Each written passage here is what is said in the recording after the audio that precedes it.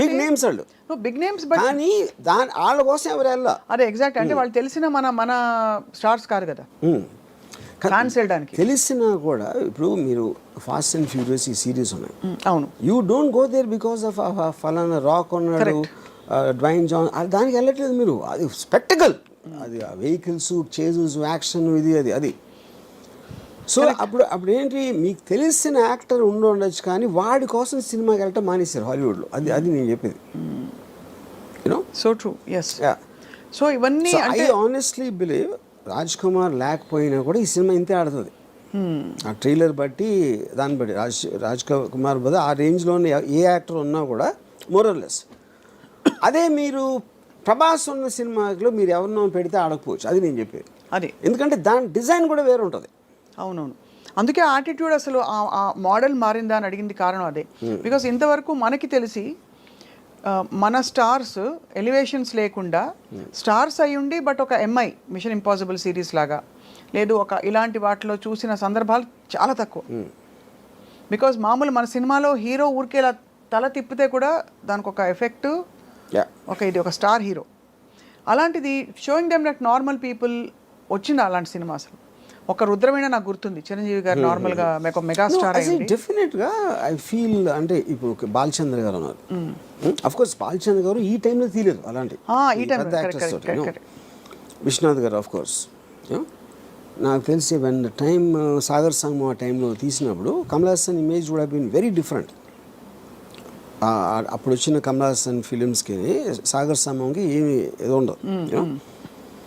ఇంకోటి, మీరు శంకరాభరణంలో సోమయాజుల్ గారు లాంటి ఒక 60-year-old అన్నోన్ పర్సన్ని ప్రొటాగనిస్ట్గా పెట్టడం అనేది నాకు తెలిసి ఇప్పుడు కూడా ఎవడు అసలు ఇమాజిన్ కూడా చేయడు.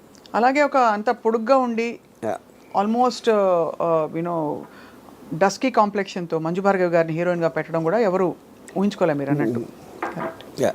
బట్ అది కూడా ప్రొటాగనిస్ట్ని మీరు నాన్ యాక్టర్ని ఎవరు ఐఏఎస్ ఆఫీసర్ని తీసుకొచ్చి పెట్టడం అని దానికన్నా రిస్క్ అయితే పరాకాష్ట. ఇది కరెక్ట్ రైట్. బట్ అది కూడా మీరు అన్న వన్ ఆఫ్ ద మోడల్స్లో ఆఫ్ దీస్ అవుట్లయర్ ఫిల్మ్స్, అంటే ఆడ్ ఫిల్మ్స్ అంటాం కదా, ఈ అంటే ముందు పికప్ కాలేదు బట్ తర్వాత బాగా పికప్ అయ్యి కల్ట్ ఫిల్మ్ అయిపోయింది. ఇదేమో స్త్రీ 2 ఏమో పికప్ అవుతుందో లేదో తెలియదు బట్ ఫస్ట్ డేనే బ్లాక్ బస్టర్, ఇంకా దాని గురించి ఏం మాట్లాడక్కర్లేదు అంతే. అంటే అలా ఉంది దాని మీరు చెప్తున్న కనెక్షన్. ఇంకోటి ఏమైంది, నిన్న దాంతో రిలీజ్ అయిన అక్షయ్ కుమార్ సినిమాకి 5 కోట్లు వచ్చింది. 54 కోట్లు రాజ్ కుమార్ సినిమాకి వస్తే 5 కోట్లు అక్షయ్ కుమార్ సినిమాకి వచ్చింది. 5.5 కోట్లు అంతా జాన్ అబ్రహం సినిమాకి వచ్చింది అదే రోజు. మరి తీసేవాళ్ళు ఇప్పుడు నెక్స్ట్ ఎవరైనా హీరో రెమ్యూనరేషన్ ఒక సిరీస్ ఆఫ్ ఫ్లాప్స్ తర్వాత తగ్గించుకునే సందర్భాలు ఉండుంటాయి ఆర్జీవి గారు? చేస్తారు. That happens? Yeah, it happens. When the market is not doing it. ఎందుకంటే అప్పుడు ఏం చేస్తారంటే ఇప్పుడు ఇంత ఇస్తామండి సినిమా హిట్ అయితే అంత ఇస్తామని ఇలాంటి కొన్ని డీల్స్ పెట్టుకుంటారు, కొంచెం అదే క్లాజులు బ్యాక్ ఎండ్ అలాంటి. The reason I ask that is because majority of this major expenses that we are talking about, ఇప్పుడు మొన్న కల్కి వచ్చింది, ఇట్ వాజ్ యాక్చువల్లీ ఫీస్ట్. వినడానికి ఒక అమితాబ్ బచ్చన్ గారు, ఒక సో అండ్ సో ప్రభాస్ ఉంటే అసలు చూడొచ్చా అని, దీపిక ఇంకోవైపు. బట్ ఆ సినిమాలో ఈ స్టార్ దీనికి రెమ్యూనరేషన్స్ చాలా అయి ఉంటాయి కదా. ఇప్పుడు అలాంటి సినిమా తీసి ఒక బ్యూటిఫుల్ అటెంప్ట్ అని మంచి పేరు తెచ్చుకుని బట్ రిటర్న్ ఆన్ ఇన్వెస్ట్మెంట్ చూసుకుంటే 500 కోట్లకి 100-50 ఎక్కువ రావడం బెటరా, లేదు ఇలాంటి ఒక కొత్త స్కూల్ ఆఫ్ థాట్ బయలుదేరి న్యూట్రలైజ్ చేసే ఎఫెక్ట్ బెటర్ అంటారా? ఇక్కడ ఒక డేంజర్ ఏంటంటే, అంటే అది డేంజర్ అనొచ్చు కాదు కూడా, డేంజర్ ఏంటంటే మీకు సంవత్సరానికి 150 సినిమాల్లో రేంజ్ వైజ్గా చిన్న సినిమాలు అని చెప్పుకునే 90% ఉంటాయి, దాంట్లో 90% ఫెయిల్ అవుతాయి. సో ఆ 10%లో మీ సినిమా ఉంటుందా అని తెలియదు కదా మీకు. అవును, but economy will run like that అంతే. అది that is a fail safe. అప్పుడు మేము పెద్ద సినిమా చేసి అన్కంట్రోల్ బడ్జెట్ ఎంత రెమ్యూనరేషన్ ఇచ్చినప్పుడు ఎంత పోవటానికి ఛాన్స్ ఉందో. ఇప్పుడంటే ఇప్పుడు నేను పేరు చెప్పండి, ఒక సినిమా మీరు 400 కోట్లు తీసారనుకోండి, దాంట్లో మీకు 200 crores నష్టం వచ్చింది అనుకోండి. ఇప్పుడు మీరు దీని బేసిస్లో 10 కోట్లు 15 కోట్లు సినిమా తీస్తే ఎంత పోయినా కూడా మీకు 10-15 పోతుంది, ఇక్కడలాగా 200 పోదు. అంతే కదా.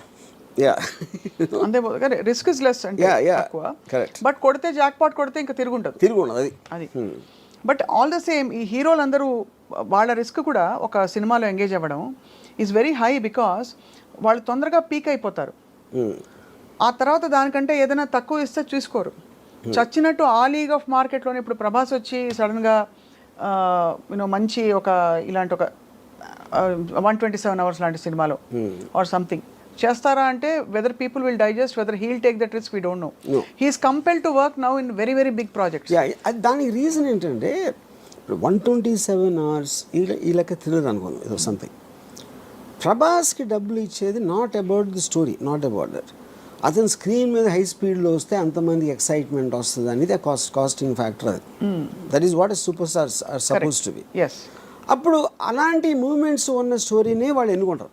అదే వాళ్ళు వచ్చి వేరే సినిమా తీసినప్పుడు ఆమీర్ ఖాన్ ఒక్కడే చాలా తెలుగు చేస్తాడు. ఆమీర్ ఖాన్ ఏం చేస్తాడంటే ఇప్పుడు ఏంటి, ఒక సపోజ్ తను గజనీ లాంటి సినిమా తీసాడు కూడా చాలా పెద్ద హిట్ అయ్యేది. తర్వాత తను తారే జమీన్ పే తీస్తే తారే జమీన్ పేలో చూస్తారా అది మంచి స్టోరీ, కానీ గజనీకి అలవాటు పడిన వాళ్ళు దీన్ని చూస్తారా అంటే దానికి ఆమీర్ ఖాన్ ఏం చేశాడంటే గజనీ నమ్మిన ప్రైస్లో 1/10 కమ్మాడు తారే జమీన్ పే. అప్పుడు ఆమీర్ ఖాన్ లాజిక్ ఏంటంటే నేను ఈ సినిమాలు కూడా చేస్తాను, కానీ ఆ ప్రైస్కి అమ్మినప్పుడు ఆ ఆడియన్స్ నేను రీచ్ అవ్వలేను. దీని ఆడియన్స్ దీనికి ఉండదు. Correct.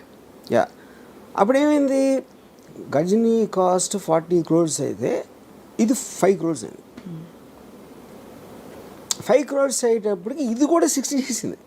60 crores Taare Zameen pay. అదే ఒక 90 చేసి ఉండొచ్చు. 60 కాకపోయినా 10 చేసినా కూడా హిట్టే కదా. అప్పుడు ఏంటి, మీరు ఎంత కాస్ట్ చేశారు, ఎంత వచ్చింది చూసి 100 మంది 1000 మంది చూసారు అనుకోండి ఆ పెద్ద సినిమా, దాంట్లో 900కి నచ్చకపోవచ్చు, కానీ వాళ్ళు చూసారు, మీరు ఆ డబ్బులు అయితే మీకు వచ్చేసినాయి. ఇప్పుడు ఇక్కడేమో 100లో 90 మందికి నచ్చినాయి. అవును, కానీ ఈ సినిమా చూసే జనం ఉన్నదే 100 మంది. నేను వాళ్ళని సాటిస్ఫై చేసినా కూడా నాకు హ్యాపీ. అది ఆమీర్ ఖాన్ లెక్క. ఓహో, అంతే. యా, అందుకని తను ఎక్స్ట్రీమ్లీ లో బడ్జెట్ ఇది వేస్తాడు, లేకపోతే వెరీ హై బడ్జెట్, రెండు. అప్పుడు వాటి డిజైన్ వేరే ఉంటుంది అంతే. Effectively ROI is better satisfied here, return on investment. ROI definitely. మీరు 40 crores సినిమా 90-80 చేయడానికి, 5 crores సినిమా 60 చేయడానికి ఎంత డిఫరెన్స్ ఉంది. పీకే గురించి కూడా అలాగే చెప్పారు. పీకే సినిమా రిలీజ్ అయినప్పుడు ఆమీర్ ఖాన్ ప్రొడ్యూస్డ్, దాని cost of production was much less than so many other films ఆ టైంలో వచ్చినవి ఆ లీగ్లో. సో బట్ ఇవన్నీ ఏంటంటే ఈ యాజ్ అన్ అనాలిసిస్ ఇదంతా హాలీవుడ్ స్టార్స్. ఇప్పుడు ఫర్ ఎగ్జాంపుల్ టామ్ హ్యాంక్స్ ఉన్నాడు, హీల్ డూ కాస్ట్ అవే, ఒకే యాక్టర్ మొత్తం ఐలాండ్లో ఒకడే ఉంటాడు. He'll do a very big budget of some other film. వాళ్ళు ఏంటంటే వాళ్ళంతా స్టూడియోస్ కంట్రోల్ చేస్తాయి, బయర్స్ ఉండవు.